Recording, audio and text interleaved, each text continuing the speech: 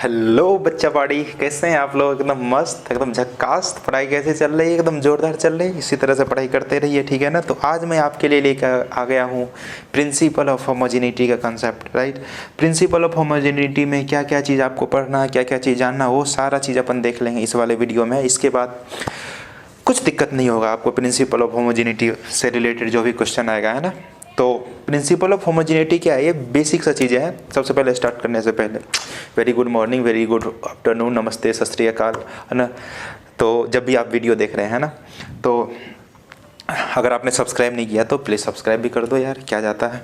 Motivation अपना भी रहता है कि चलो भाई, कोई तो है ना रिस्पॉन्स कर रहा, कोई तो देखने वाला है तो फिर तो मज़ा आए, ठीक है ना।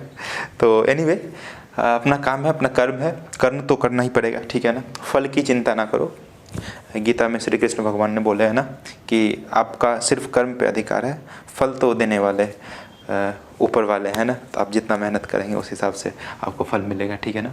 तो चलिए स्टार्ट करते हैं। प्रिंसिपल ऑफ होमोजेनिटी, है ना। प्रिंसिपल ऑफ होमोजेनिटी सिंपल सा ये कॉन्सेप्ट है कि जैसे कि देखो, पहले मैं ऐसा बताता हूँ। जैसे कि आपके पास अगर 2 सेकेंड टाइम है, 2 सेकेंड टाइम में अगर आपको बोलेगा कि 4 kg आलू को ऐड कर दो, तो इसको क्या लिखोगे आप? कोई सेंस बनता है इस बात का? बनता है? नहीं बनता है ना। इसको आप ऐड नहीं कर सकते हैं, है ना। इसका मतलब सेकेंड में, 2 सेकेंड में ऐड होने के लिए 2 सेकेंड ही चाहिए आपको, है ना। इसको आप ऐड नहीं कर सकते, ठीक है ना। अब मान चलिए कि आपको है ना आपके घर में जो है पापा जी आपके है ना 5 kg आलू लाया, 5 kg आलू लाया, है ना। और आपके जो भाई भी है ना 2 kg आलू लाए, 2 kg आलू लाए। तो ये टोटल क्या हो जाएगा? 7 kg आलू हो गया, है ना। ये आलू आलू है, चलो भाई आलू को ऐड कर दिया आपने, है ना। अगर 5 kg आप आलू लाए, आपके पापा जी आलू लाए, और आप 2 kg प्याज लेकर आए हो, तो ये क्या? 7 kg आलू प्याज, इसको तो अपन ऐड नहीं कर सकते हैं ना, ठीक है ना। तो इसलिए प्रिंसिपल ऑफ होमोजेनिटी का मतलब सिंपल सा कॉन्सेप्ट ये है कि आपके जो टर्म होते हैं इक्वेशन में वो सिमिलर होते हैं, उसका डायमेंशन सिमिलर होता है। और ऐसा कह सकते हैं वी कैन ऐड और सब्ट्रैक्ट सिमिलर टर्म, है ना, इन एन इक्वेशन। तो सिमिलर टर्म को आप ऐड कर सकते हैं ना। जैसे आलू है तो आलू आया, और मिला क्या? आलू ही मिला, है ना। प्याज तो नहीं मिल गया, आलू आलू का ऐड किया तो आलू मिला, ठीक है ना। तो यहाँ पे इसका सिंपल सा कॉन्सेप्ट है, वी कैन ऐड और सब्ट्रैक्ट सिमिलर फिजिकल क्वांटिटी। समझ में आ रही बात आपको, है ना। या फिर और कई लोग ऐसे बोलते हैं, मल्टीप्लाई तो आप कर सकते हैं ना, 2 × 4 को मल्टीप्लाई कर दे 4s × kg हो, लेकिन एडिशन और सब्ट्रैक्शन सिर्फ सिमिलर फिजिकल क्वांटिटी में होगा, ठीक है ना। मल्टीप्लिकेशन अलाउ है, division allow, but you can't add और सब्ट्रैक्ट, है ना, अगर उस क्वांटिटी डिफरेंट है तो, ठीक है ना। और ऐसे बोल सकते हैं ना, dimension of each term of an equation must be same, same SHAME नहीं है, SAME है, सेम, ठीक है ना। अब इस पे बिना क्वेश्चन किए तो कॉन्सेप्ट क्लियर नहीं होगा, है ना। तो इस टर्म बोला, मान चलो कोई ऐसा आपका इक्वेशन है ना, ए ऐसा बोलता है कुछ P + Q, कुछ C मिला आपको, है ना। P + Q को आपने ऐड किया, ये फिजिकल क्वांटिटी, ये आपको C मिला। तो P और Q का जो डायमेंशन सेम होगा, है ना, ये इसका सेम डायमेंशन होगा, तभी आप इसको ऐड कर पाए होंगे, है ना, सेम डायमेंशन। और ये मिला क्या होगा? यही वाला डायमेंशन मिला होगा। तो इसका मतलब इसका डायमेंशन क्या होगा? सेम होगा। तो ये एक पूरा टर्म हो गया, ये एक पूरा टर्म हो गया, ये एक पूरा टर्म हो गया, है ना। टर्म 1 को ऐड किया टर्म 2 में, तो क्या आया? टर्म 3 आया। इसका मतलब इसका डायमेंशन प्लस इसका डायमेंशन आपको मिला क्या? ये सेम डायमेंशन मिला, है ना। तो dimension of P = dimension of Q = dimension of C, है ना, ऐसा कह सकते हैं। तो question, find dimension of A and B in given equation. कुछ v equals to A plus B T आपको इक्वेशन दिया हुआ है ना। v का बारे में क्या बोल दिया, v है आपका वेलोसिटी जिसका ऐसा यूनिट होता है मीटर पर सेकेंड, और t एक टाइम है जिसका ऐसा यूनिट क्या होता है, सेकेंड होता है, ठीक है ना। तो अब देखिए a और a में आपने bt को ऐड किया, इसका मतलब bt का डायमेंशन पूरे ये टर्म का डायमेंशन ये इसके डायमेंशन के बराबर होगा, और which will be equal to the dimension of v। तो इसका मतलब ये इसका डायमेंशन बराबर हो गया, ये इसके डायमेंशन के बराबर हो गया, ये इसके डायमेंशन के बराबर हो गया, सब एक दूसरे के बराबर है ना। तो अपन ऐसा कर सकते हैं, यदि डायमेंशन बराबर ही है तो ऐसा लिख सकते हैं dimension of a equals to dimension of v, है ना।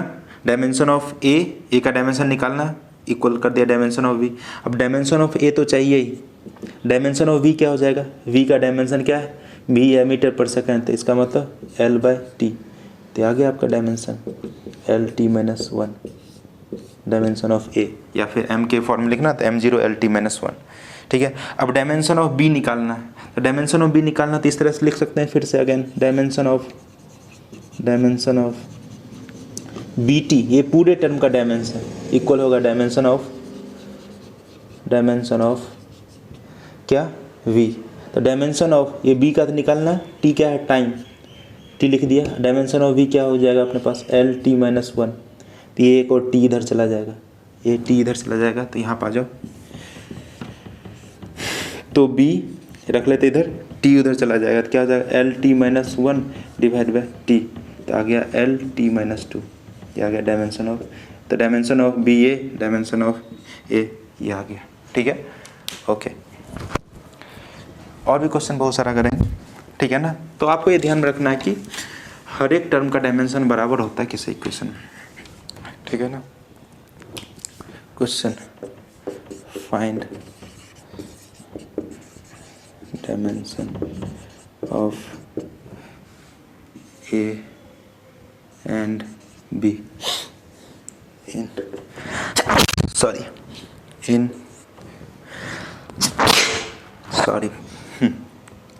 a और b in the इक्वेशन कुछ ऐसा लिखता हूँ मैं, force equals to a minus T square divide by B X, ठीक है ना। अब देखो a minus T square divide by B X dimension, इसका मतलब एडिशन और सब्ट्रैक्शन में देखो कौन सा टर्म है, ये है, a से आपने माइनस किया है कि इसको टी स्क्वायर को, ठीक है ना। सॉल्यूशन करेंगे, आप एक बार ट्राई करो इसको, ठीक है। 1 2 3 4, आपको समझ में आया, देखो आज आई है, मतलब 4 दिन के बाद अब्सेंट करने के बाद आज ये क्लास आई है, ठीक है। समझ में आया आपको, ठीक है। बायोलॉजी से बीटेक करना चाह रही थी मैं बताया था पिछले वीडियो में, अभी 4 दिन बाद आ जाइए, समझ में आ रही है आपको, ठीक है। तो बोला करो यार, बोलोगे नहीं तो कैसे समझ में आएगा मेरे को, ठीक है यार, इसको समझ में आता नहीं है ना, ठीक है। 2 बार बताना पड़ता है इसका, आप तो उससे ज़्यादा तेज हो, है ना, आपको तो एक ही बार में आ गया होगा। तो चलिए आप इसका डायमेंशन निकालते हैं, ठीक है। जब से मेरे साथ ये मतलब पढ़ना स्टार्ट करी है, मेरा क्लास अटेंड करना स्टार्ट किया, इसको भी सब समझ में आने लगा, है ना। तो पढ़ाई तो करना पड़ेगा, अच्छा ये देखो a में से आपने टी स्क्वायर को सब्ट्रैक्ट किया, इसका मतलब a का डायमेंशन, अच्छा यहाँ बोल दिया t क्या है, टाइम है, और x क्या है, डिस्प्लेसमेंट है, कुछ डिस्प्लेसमेंट। तो देखो इसमें a में से टी स्क्वायर को सब्ट्रैक्ट किया, इसका मतलब a का डायमेंशन और टी स्क्वायर का डायमेंशन सेम होगा, तो अपन डायरेक्ट लिख सकते हैं dimension of a equals to dimension of T square. तो डायमेंशन ऑफ टी स्क्वायर क्या हो जाएगा, टी का स्क्वायर, ये आ गया, या फिर इसको m0 L0 टी स्क्वायर ऐसे भी लिख सकते हैं, ठीक है ना। अब ये हो गया, ये तो हो गया इसका डायमेंशन ऊपर। अब b का डायमेंशन निकाला, इसका मतलब ये पूरे टर्म का डायमेंशन f के डायमेंशन के बराबर होगा, ठीक है ना। ये एक टर्म है, ये एक टर्म है, तो इसका जो डायमेंशन इसके डायमेंशन के बराबर होगा, तो ऐसे लिख सकते हैं डायमेंशन ऑफ एफ, या फिर इसको ए वाले टर्म को लिख लेते हैं, A minus T square, F, इसे एफ को ही लिख लेते हैं, क्या हो जाएगा dimension of A minus T square divide by B x.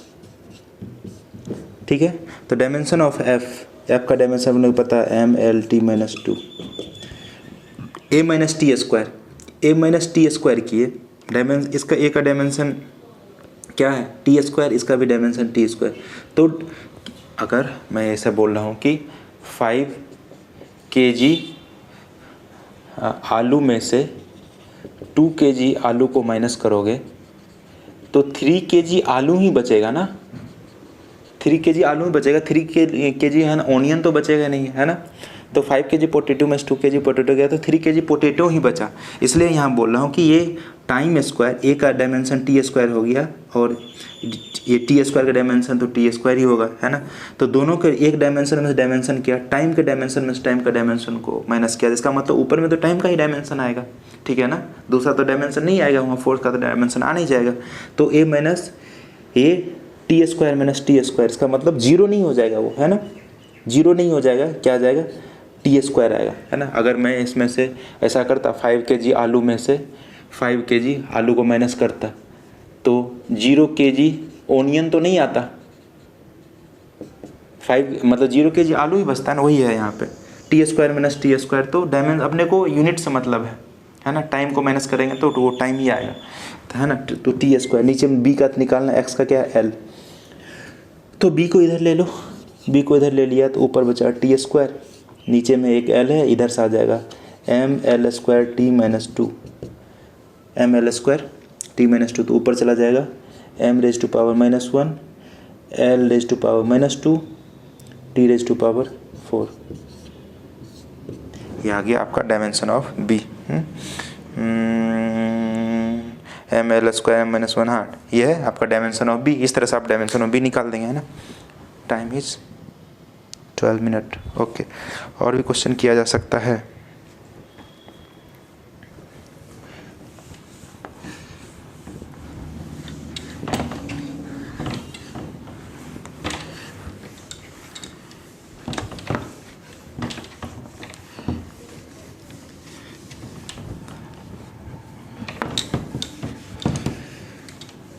मैंने भी तो चोरी चोरी चोरी चोरी मैंने भी तो अखियाँ मिलाई रे, मैंने भी तो चोरी चोरी, तूने सरेआम।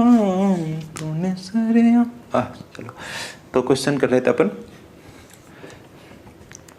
एक क्वेश्चन ऐसा x इक्वस टू, ये बहुत पॉपुलर क्वेश्चन है, a plus B T plus C T square divide by D plus T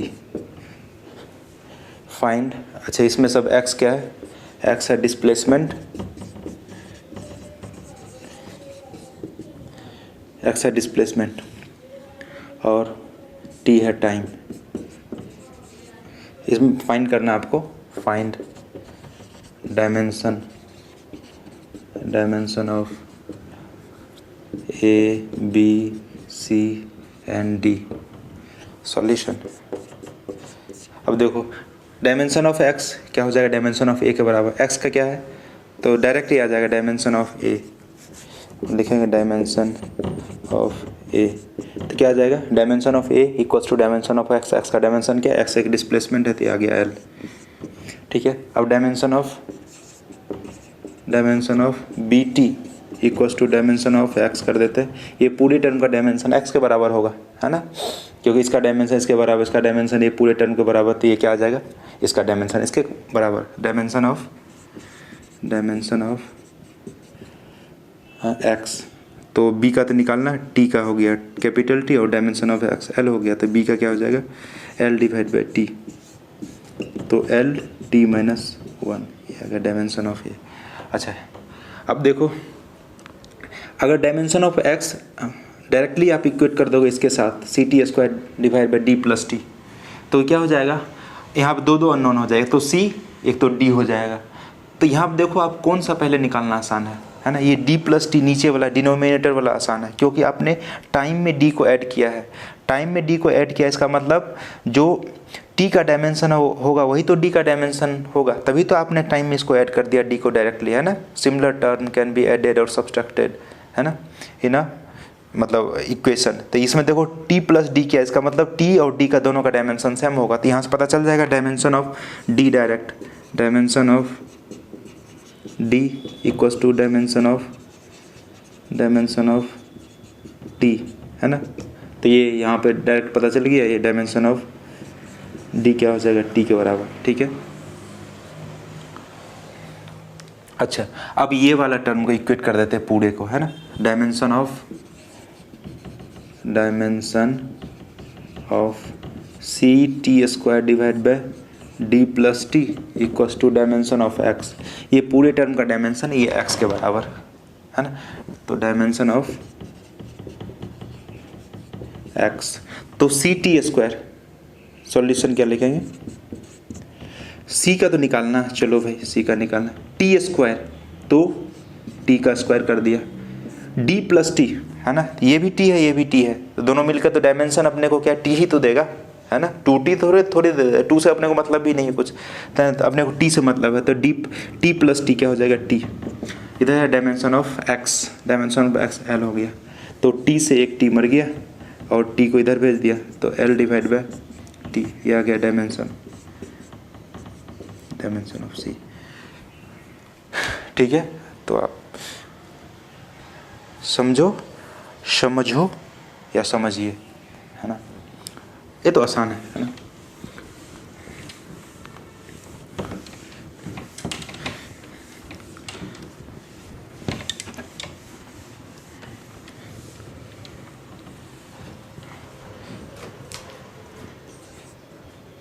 अगर कोई ऐसा इक्वेशन दिया हुआ, लेट से P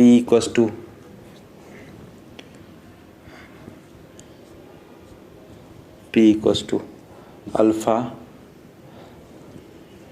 e raise to power minus beta T square,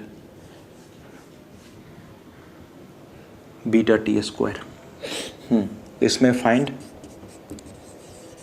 dimension of alpha and beta. और P क्या है, पी के बारे में बोला है, पी एक प्रेशर है, टी एक टाइम है, ठीक है ना। और अल्फा और बीटा का डायमेंशन निकालना है, तो आप ट्राई करो 1 2 3 4। इसमें मैं थोड़ा कलर भर लेता हूँ।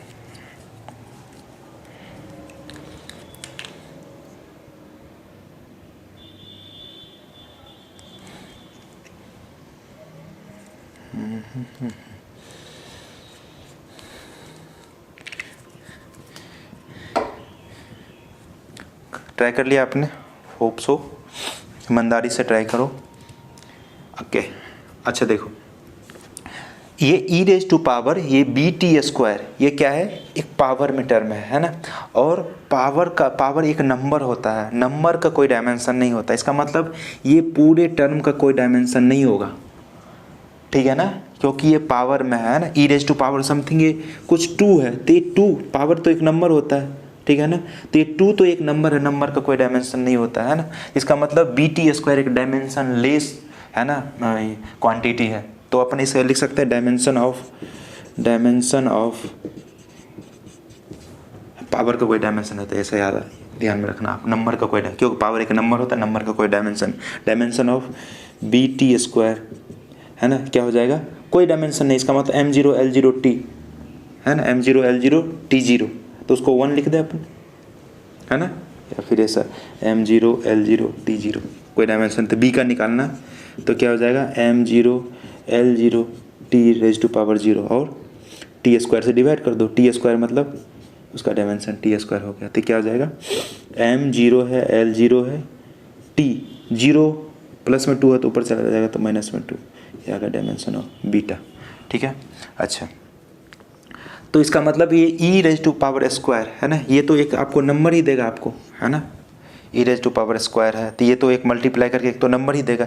इसका मतलब ये एज ए होल, ये पूरा एक नंबर मिला, नंबर को आप अल्फा से मल्टीप्लाई करेंगे तो नंबर का कोई डायमेंशन नहीं, सिर्फ अल्फा का डायमेंशन किसके बराबर कर दें, पी के बराबर कर दें। तो यहाँ पर ऐसे लिखेंगे dimension of P equal to हो जाएगा डायमेंशन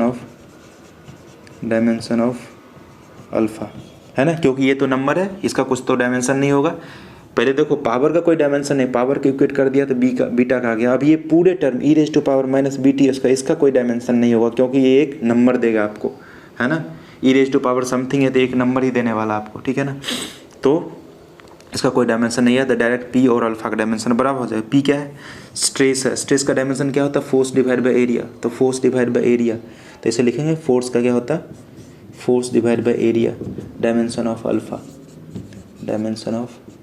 अल्फा। तो एक फोर्स को क्या लिखते हैं आप, M L T minus two, area क्या लिखते हैं आप, एल स्क्वायर, तो एक एल से एल मर गया तो डायमेंशन आ गया, डायमेंशन ऑफ अल्फा। तो एम एल ऊपर चला जाएगा तो क्या बचा, M L minus one T minus two, ये आ गया डायमेंशन अल्फा, ठीक है, ये डायमेंशन ऑफ अल्फा आ गया, ठीक है। कितने मिनट्स का वीडियो हो गया, 21 मिनट्स, ओके। तो चलिए, होप ये वीडियो आपको समझ में आया होगा, है ना। तो मिलते हैं नेक्स्ट वीडियो में, तब तक के लिए, है ना। अगर आपको समझ में आ रही वीडियो लेक्चर आपको पसंद आ रहा है तो please like share and subscribe कीजिए, और जहाँ से आपको क्वेश्चन मिला प्लीज़ क्वेश्चन को आप अटेम्प्ट कीजिए, ठीक है ना। जहाँ तक मेरे से हो रहा है मेरे से पूछिए, कहीं पर कोई डाउट हो या तो कमेंट कीजिए, मेरे को बताइए, ताकि मुझे भी पता चले कि क्या आपको समझ में आ रहा है क्या नहीं आ रहा है ना, उस हिसाब से अपने काम कर सकते हैं, ठीक है। क्योंकि रिजल्ट ओरिएंटेड काम करने में थोड़ा मज़ा मेरे को भी आएगा और आपका भी बेनिफिट होगा, ना। तो मिलते हैं नेक्स्ट वीडियो में, तब तक के लिए साइनिंग ऑफ।